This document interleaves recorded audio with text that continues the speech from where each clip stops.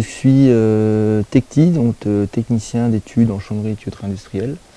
Mon métier consiste en fait à définir par rapport aux besoins de mon client quel matériel je vais lui mettre en place pour qu'il puisse en fait réaliser ses productions.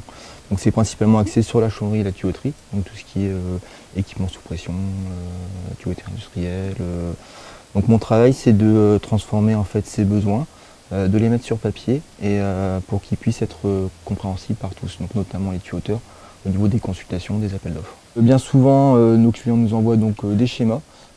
Ces schémas qui décrivent un peu son fonctionnement d'installation. On réalise une prise de cote chez lui pour connaître l'implantation du lieu et on conçoit l'intégralité de l'installation. Ce que j'aime dans mon travail, c'est vraiment la variété des contacts. On est en relation avec tout un tas de gens, on est aussi bien en relation avec les clients, on est en relation avec les fournisseurs de matériel.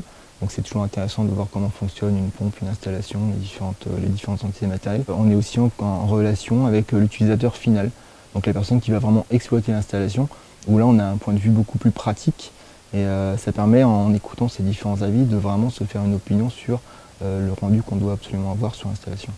Ça fait quelques années que je fais ce métier, j'avoue que j'en découvre tous les jours une nouvelle facette et on a la chance de pouvoir travailler avec des clients qui nous permettent de nous faire découvrir plein de nouvelles choses tous les jours, d'avoir des projets qui sont sans cesse différents et de pouvoir s'épanouir un petit peu dans son métier, tout à fait.